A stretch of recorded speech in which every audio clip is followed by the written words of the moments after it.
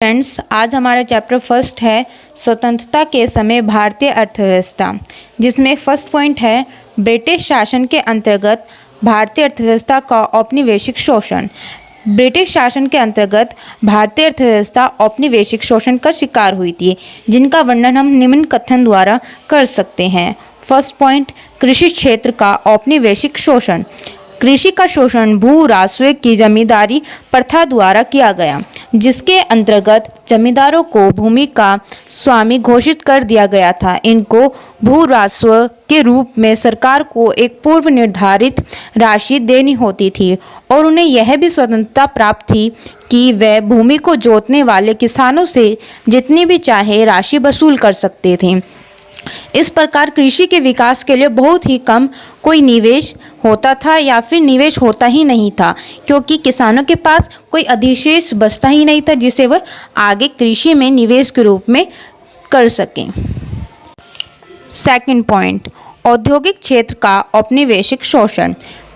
भारत का हस्तशिल्प उद्योग अपने विविधता और गुणवत्ता के लिए पूरे विश्व में प्रसिद्ध था, परंतु ब्रिटिश सरकार ने इन्हें दो प्रकार से पूर्णतः नष्ट कर दिया। भारत में हस्तशिल्प उद्योग की विदेशी मांग उनके निर्यात पर भारी शुल्क के माध्यम से नष्ट हो गई। सेकंड, भारत के हस्तशिल्प उद्योग की घरेलू मांग भारतीय बाजारों में ब्रिटिश वस्तु के शुल्क मुक्त आयात से पूर्णतः नष्ट हो गई। थर्ड पॉइंट, अंतर्राष्ट्रीय व्यापार का औपनिवेशिक शोषण।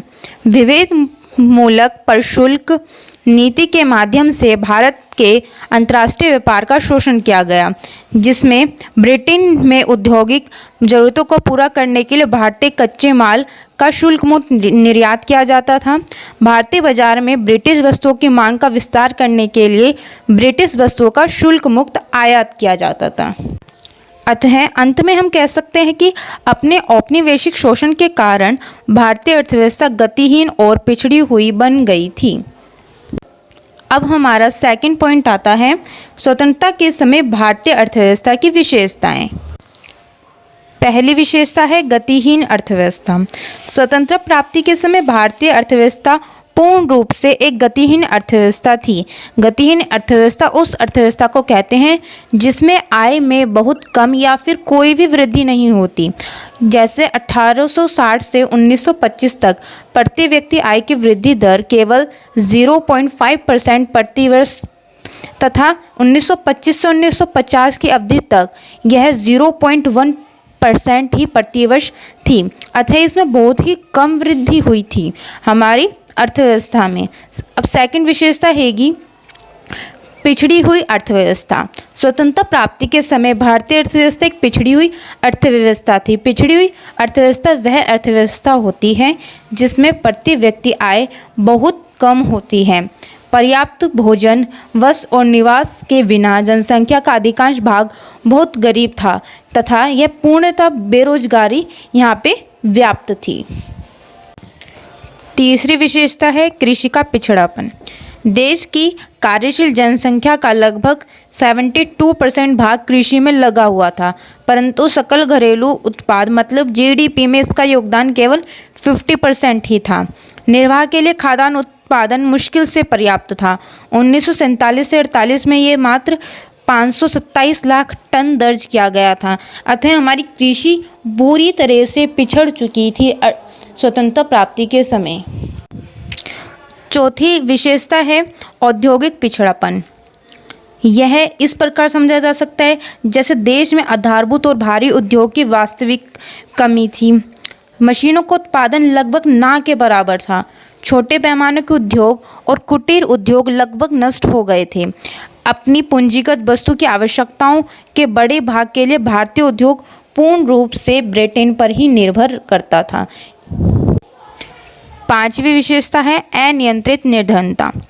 जनसंख्या का बड़ा भाग बहुत निर्धन था। लोगों को एक दिन में 2 वक्त का भोजन भी बड़ी मुश्किल से प्राप्त होता था।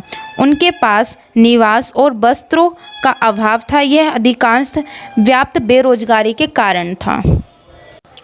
सिक्स्थ विशेषता है आधारिक संरचना का कम विकास। आधारिक संरचना विकास अत्यधिक निम्न था। सन 1948 में बिजली उत्पादन की क्षमता केवल 2100 मेगावाट थी। रेलवे लाइन की लंबाई 53,596 किलोमीटर ही थी। पक्की सड़कों का क्षेत्र केवल 155,000 किलोमीटर ही था, जिससे हमारी देश की आधारिक संरचना बिल्कुल निम्न थी। सातवीं विशेषता है भारी निर्भरता।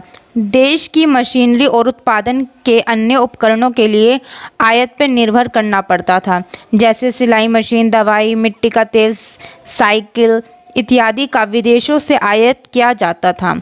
आठवीं विशेषता है सीमित शहरीकरण। स्वतंत्रता प्राप्ति के समय भारत की अधिकांश जनसंख्या गाँव में ही रहती थी। ग्रामीण जनसंख्या के लिए कृषि के बाहर अवसरों की कमी थी, इससे उनकी निर्धनता और ज़्यादा बढ़ गई थी। इस प्रकार जो शहरीकरण था वो पूर्ण रूप से सीमित हो चुका था। नौवीं हमारी विशेषता है अर्धसमानती अर्थव्यवस्था। स्वतंत्रता प्राप्ति के समय भारतीय अर्थव्यवस्था ना तो पूर्ण रूप से समानती थी और ना ही पूंजीवादी अर्थव्यवस्था थी। यह एक मिश्रित अर्थव्यवस्था या अर्धसमानती अर्थव्यवस्था थी। समानती अर्थव्यवस्था उसे कहते हैं जिसमें पूर्ण रूप से सरकार का नियंत्रण होता है। तो उत्पादन के समानतीवादी रूप के कारण उत्पादकता कम थी। कम उत्पादकता से पिछड़ापन उत्पन्न होता ही है, ये तो हम सब जानते ही हैं। अर्थ है अर्धसमानती अर्थव्यवस्था के कारण हमारी अर्थव्यवस्था गतिहीन और पिछड़ी हुई थी। 10वीं विशेषता है औपनिवेशिक अर्थव्यवस्था। भारतीय अर्थव्यवस्था ब्रिटिश सरकार का एक उपनिवेश थी, जो निम्नलिखित अवलोकन द्वारा समझा जा सकता है। ब्रिटिश सरकार ने भारी कर लगाकर घरेलू उद्योग पर अंकुश लगाया। इससे भारतीयों को ब्रिटिश वस्तु खरीदने के लिए मजबूर होना पड़ा। भारतीय कारीगरों पर अत्याचार किया गया ताकि वे कुटीर उद्योग को बंद कर दें, और जिससे हमारी हस्तशिल्प उद्योग का पूर्ण रूप से नष्ट किया जा सके।